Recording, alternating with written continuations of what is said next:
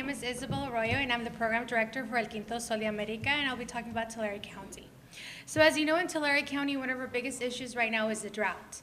The drought is such a multi-layered issue because it's not only about that we're running out of water. It's that there are communities that the water that they have now is so contaminated with nitrates and other pesticides and other chemicals that as we utilize more of the groundwater that's near it, those contaminants are increasing, and so then the community can't even touch that water.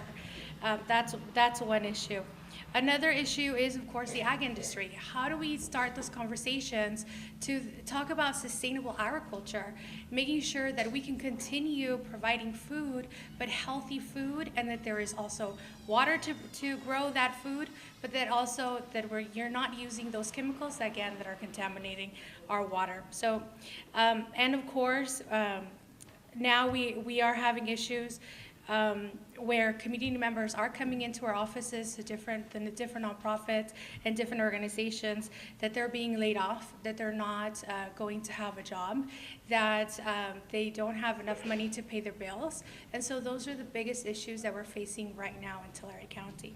But one of the things that El Quinto, because I do want to talk a little bit of El Quinto Sol, because we have some great women with us today, and I want to talk about some of the projects that they're doing to improve their community.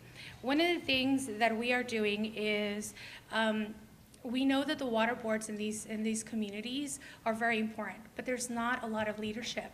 We find that sometimes nobody in the community wants to run for water boards, and it's not because they don't want to, it's because they don't know the responsibility, or they think it's too much, or they think it's, a language is an issue. Who's going to train them? Who's going to provide them with all of this information so that they can make the right choices? And so what we're doing is we're collaborating with other organizations to come together and really provide those trainings free to the community so that they can feel comfortable to be part of the water boards.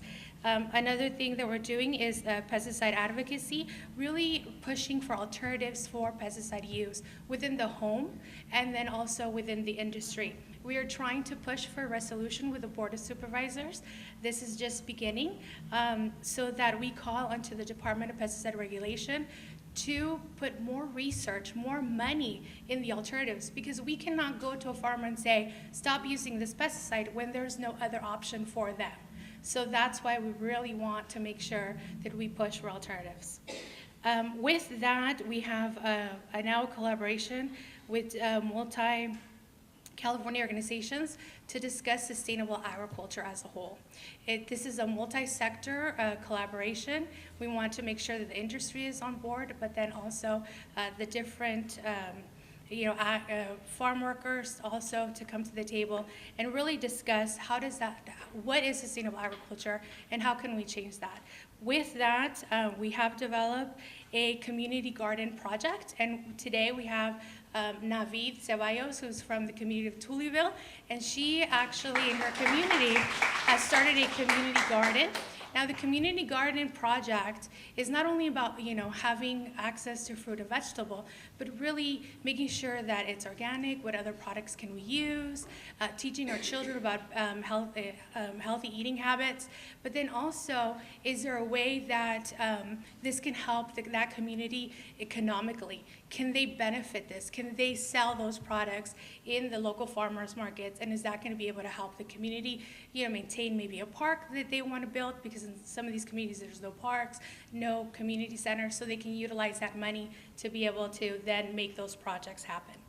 And then we also have a leadership development program, and we have Genoveva Islas, Vivar, I'm sorry, and she is actually a community leader who speaks Spanish, English, and Mixteco. And now what she is doing is she is part of the Tamajavi collaborative, and she's bringing together women from the Mixteco culture to really talk about their issues. How can they get involved? How can they change their lives for a better, for the best? And so she's doing that, and she's doing focus groups, and we once her project is done, we would like to give you all that information, because it's very difficult to get the Mixteco community together, especially the women. because, in that culture, men tend to be the leaders, and they want the women to not be involved. And so she's trying to make those changes. So thank you so much, Genoveva, for that. We also have Giselle Ceballos and Amy Huerta, and they both are part of the Art and Culture program. And Amy is actually now teaching the younger children how to do this, but the Art and Culture program is to really understand, and utilize both art and culture to move community.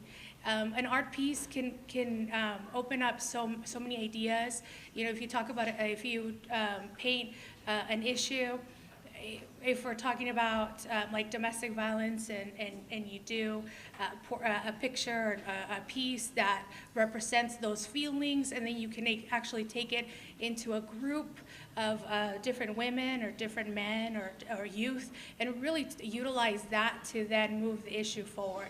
And so they're both part of that program. So thank you.